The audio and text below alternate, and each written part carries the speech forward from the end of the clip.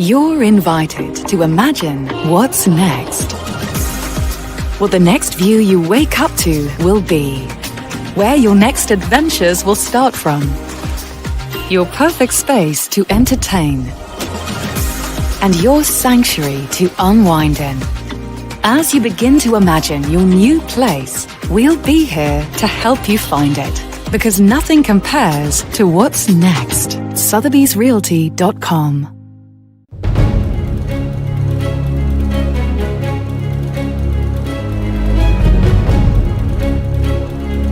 India's longest bridge on the Arabian Sea, the 22 kilometers Atal Setu that links the island city of Mumbai with its fast-growing hub Navi Mumbai, was inaugurated today by the Prime Minister Narendra Modi. A 2.5-hour road travel is now reduced to a smooth 25-30 minutes ride, starting in Sewri, South Mumbai, and ending at Chirle between Nhava Sheva. Let's begin the urban agenda with hearing what the Prime Minister had to say on this critical and important infrastructure. Mumbai और महाराष्ट्र के साथ ही विकसित भारत के संकल्प के लिए बहुत बड़ा, बहुत ऐतिहासिक है। आज विकास का ये उत्सव भले ही मुंबई में हो रहा है, लेकिन इस पर पूरे देश की नजर है। आज दुनिया के सबसे बड़े श्री ब्रिज में से एक ये विशाल अटल सेतु देश को मिला है। ये हमारे उस संकल्प का भी प्रमाण है कि भारत के विकास के लिए हम समंदर से भी टकरा सकते हैं, लहरों को भी चीर सकते हैं। An upbeat Prime Minister referring to the absolute engineering marvel that Atal Setu Sea Bridge is. Take a look at some of the best ways in which Mumbai Trans Harbour Link will benefit Mumbaikars in their own words.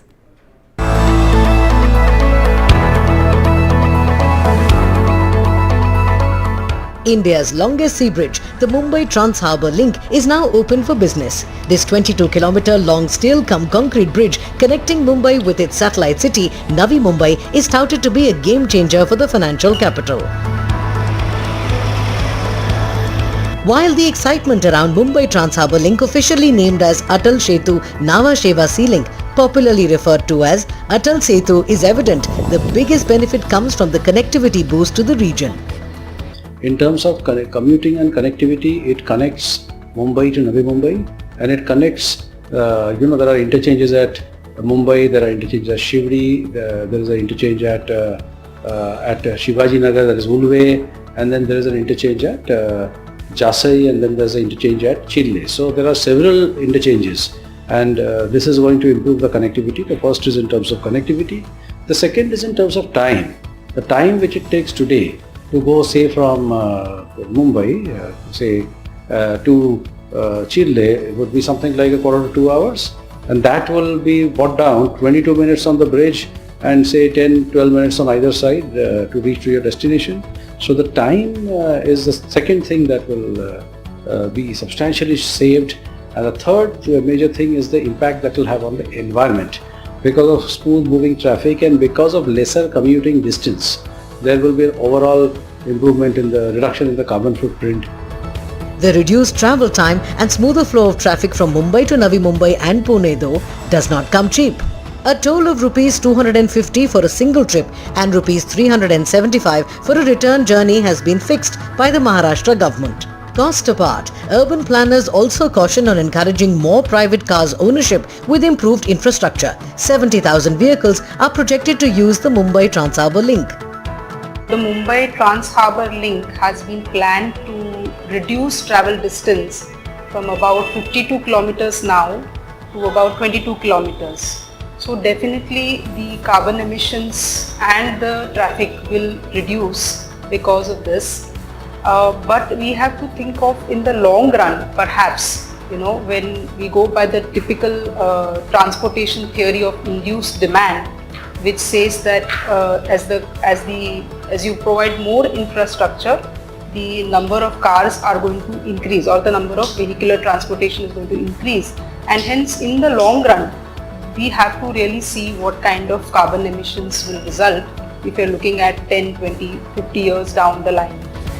Environment experts caution that while utmost care has been taken to protect marine life when building the bridge, limiting sound and light pollution and not disturbing the natural living habitat is critical for Mumbai Trans Harbour Link that is built to last 100 years. Built to last 100 years by MMRDA in partnership with Tata Projects and L&T. We also asked Dr. Sanjay Mukherjee, Metropolitan Commissioner of MMRDA, on the progress of the associated road infrastructure which are necessary for the optimum use of the sea link. Well, the Sewri connector is now in the advanced stage, and we expect that the project will be completed sometime within the next year or so. So that is the position. And as that happens, Worli will be connected to Sewri and thereby to the Mumbai Trans Harbour Link. So that is one. In addition to that, all the other projects, like the two coastal roads of which are being constructed by CITICO, the Mumbai Coastal Road, which is being constructed by the Mumbai Municipal Corporation, and all such projects are in various stages of completion. Even MMRDA is planning a connectivity which will be connecting the MTHL to the Mumbai-Pune Expressway, and that work will start shortly and will be completed in the next 2 years. So yes, in the coming days, more projects will be fructified and the connectivity will improve drastically. All right, with MTH opening up, how do you really foresee the shift of population between Mumbai and Navi Mumbai? Because Mumbai has actually become unaffordable for many people to own a home in. Dr. Mukherjee. Yeah, there will definitely be a shift of population from Mumbai to the Navi Mumbai side, and now you can live at Panvel and you can come down to Mumbai and work in Mumbai. So definitely there will be a shift. And anticipating this, MMRDA has also proposed a new town development authority. The matter has been approved in our authority, which is chaired by the Honorable CM. And now it is with the Government of Maharashtra in the Urban Development Department for a decision on that.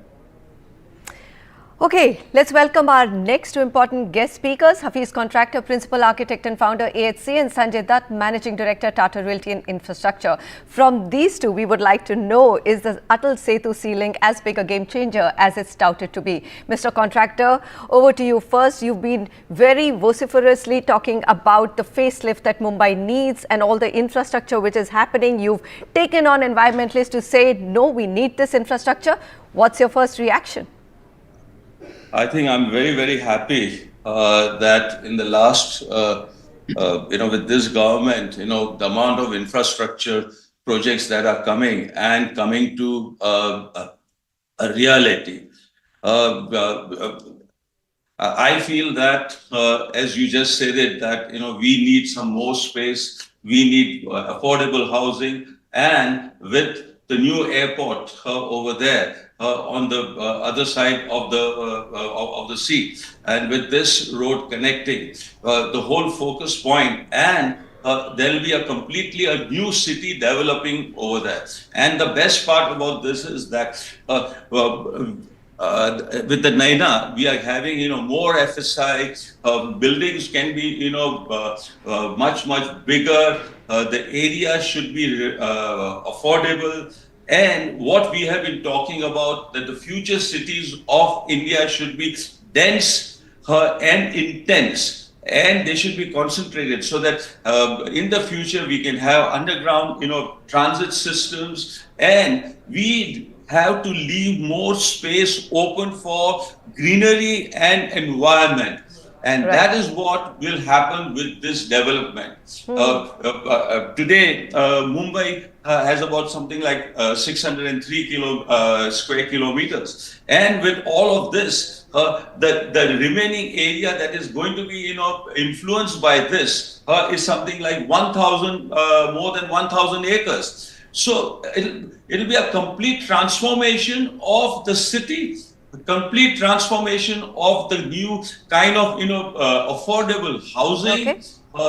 Mr. Contractor, let me come back to you later on that affordable housing point, because from the time a decade ago that the new airport was announced, prices have just been climbing up. But yes, in relation to Mumbai Island right now that we call or speak of course, Navi Mumbai is much cheaper. Sanjay, let me come to you. Your first reaction, is it really going to be a game changer? That's what it's being touted as, and that's where I need your views. It is a game changer, Manisha. This vision was envisaged about 30 years ago. to decongest Mumbai. And the reason was that the density in Mumbai was not sustainable. However, we built Navi Mumbai and we did build good infrastructure there. We would never provided social infrastructure and the connectivity to the main island. And this connection will reduce the gap in a same way the Worli Bridge did between South Mumbai to Bandra and the rest of the suburbs. If you recall, Manisha, Bandra used to be 5,000 rupees per square feet in terms of residential value. And South Mumbai, Kolaba, Malabar Hill, they were like 1 lakh rupees per square feet. Today, Bandra is nearly 70 to 80,000 rupees per square feet. And this is exactly the kind of impact that you will see on the eastern side of the bridge. With this bridge connectivity, the values will shoot up because simply there'll be better social infrastructure, new international airport, better connectivity, and therefore there'll be jobs. Even IT jobs are moving on that side. So when you have full rounded growth, it impacts the city and its future. So I'm listening to you and saying, all right, so, with that fantastic Bandra Sea Link, if Bandra has gone up to 80,000 rupees per square foot and become unaffordable, isn't exactly the same picture that's likely to emerge in Navi Mumbai and again make the whole region unaffordable for Mumbaikars? Mr. Contractor, come in here. I mean, people are paying crazy amounts of money to live in matchbox homes in Mumbai. So, this entire premise that if you have a new infrastructure, it leads to more affordable housing seems to be falling flat pretty much in many parts of let's say areas of top cities, areas around top cities. What my friend was talking about, the area of Bandra is just some few square kilometers. What we are talking about is something like 1,000 square kilometers. And we need this kind of an area for the bursting population of our country.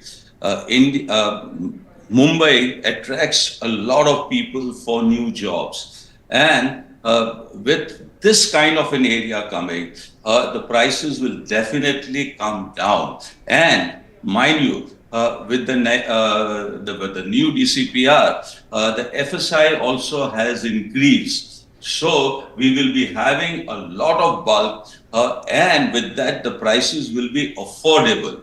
And that is what, for any housing, the prices should be affordable for the person to buy it.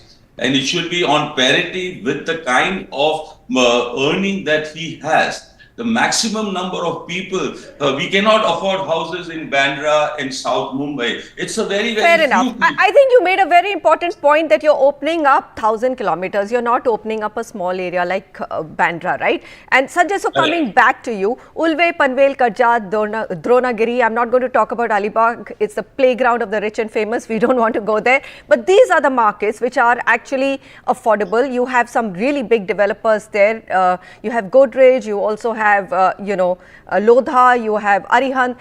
Tell me, what is the price difference right now? Are you looking to buy more land? I'm sure you must have been looking, knowing that the Trans Harbour Link is going to open this year. Just give me the sense of pricing, and are you going to recommend that people actually look at buying affordable homes or mid-income homes there? No, nobody has to tell. I'm going to ask Sanjay this, sir. I'll come back to you. Okay. Manisha, I definitely recommend buying homes and investments, even in land, in Navi Mumbai, for the reasons we just discussed. I also wanted to clarify, Hafeez is absolutely right. The land in Bandra versus Navi Mumbai, there's a big difference.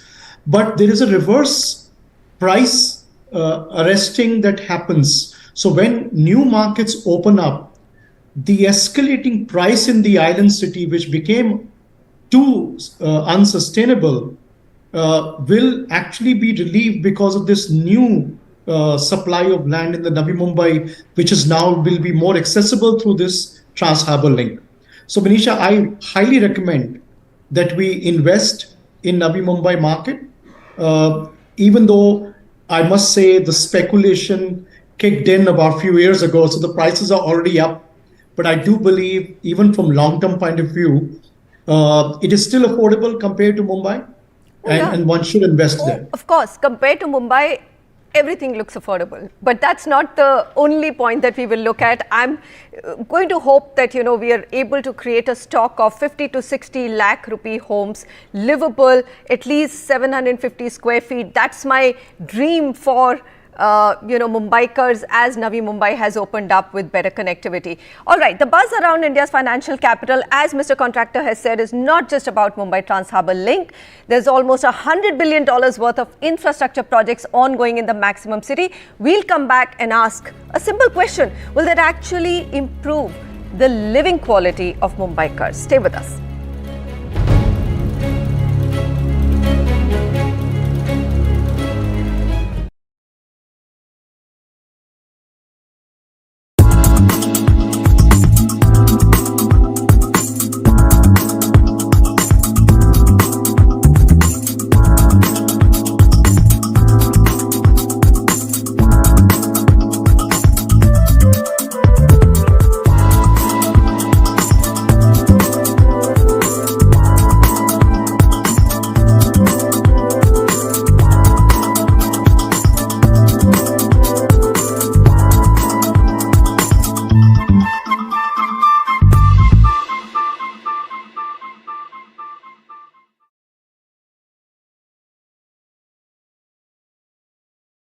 You're invited to imagine what's next.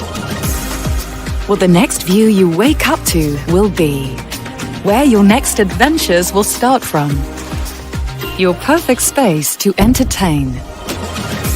And your sanctuary to unwind in. As you begin to imagine your new place, we'll be here to help you find it. Because nothing compares to what's next. Sotheby'srealty.com.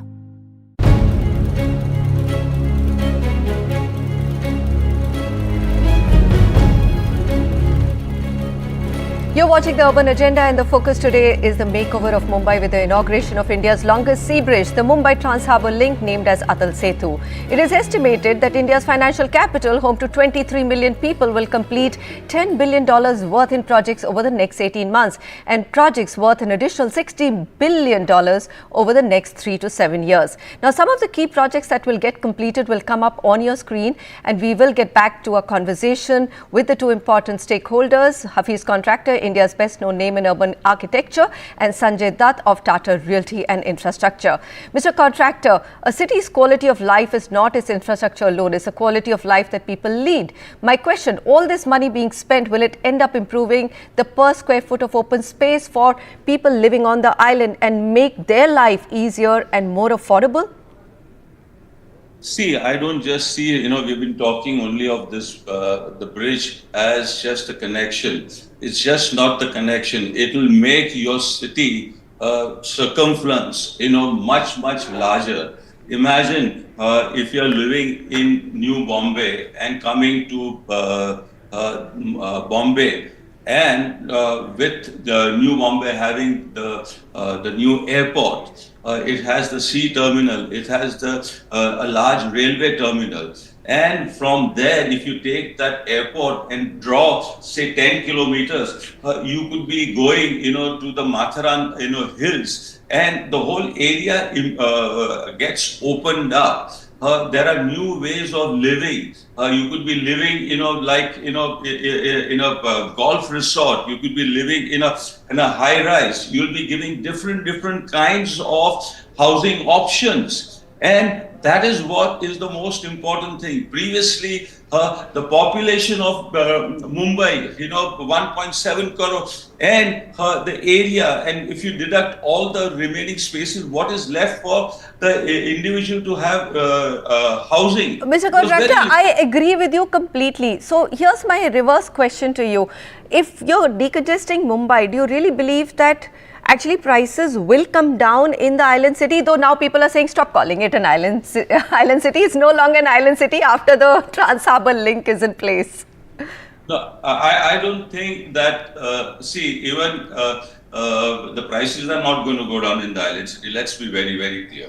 If the amount of product that comes out And if it gets stagnated also, or if it remains round about the existing pricing also, with considering inflation and everything, it is the prices are going down. Okay. But here, we will be giving possibilities. We will be opening up a new city without any slums, because we are going to have different kind of sizes. Right. We are going to have, we must think about new India without any slums, social housing, high-end housing, affluent housing. We must think about all that. And now that's possible, according to you. You've Yes, always yes, also spoken yes. about earlier on the urban agenda that we need to decongest our main cities and take our population out. I think this is a clear example of it being possible in Mumbai. Sanjay, concluding statement from you.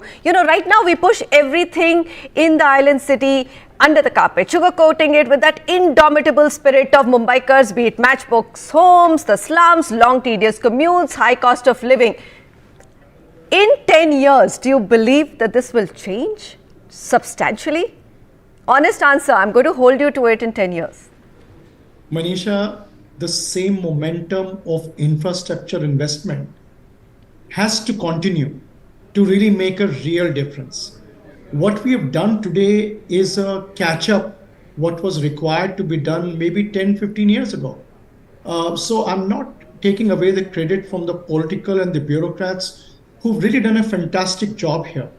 But I think as the city grows, as more growth comes to Navi Mumbai, a continuous effort to decongest the landing points and the exit points. Because right now this infrastructure is brilliant, but is the infrastructure after landing in Navi Mumbai as robust once the traffic grows? It's a question that we all have in mind. And you look at BKC today, Manisha. So are you saying, okay, unfortunately we've run out of time, Sanjay. So what I'm hearing is that despite all the spends and all the projects which have been announced, you feel that it still may not be enough for the growth that Mumbai might see. All right, we'll have to wrap out here, unfortunately, but you've opened another window for discussion, Mr. Contractor. I think you've always made that point, decongest cities, and this is a great example of how we can. Thank you so much for joining me on our today's special.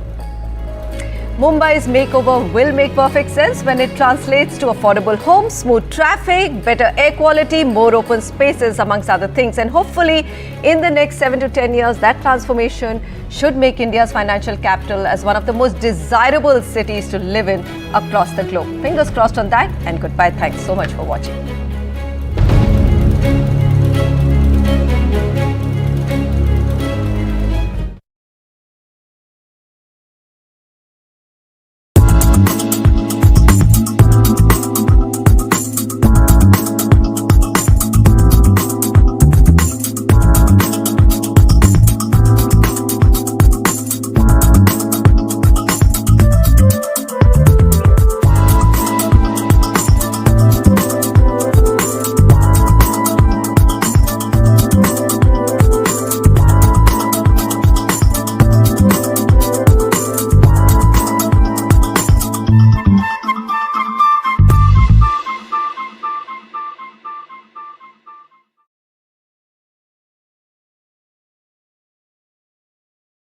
You're invited to imagine what's next. What the next view you wake up to will be. Where your next adventures will start from. Your perfect space to entertain. And your sanctuary to unwind in. As you begin to imagine your new place, we'll be here to help you find it. Because nothing compares to what's next. Sotheby'srealty.com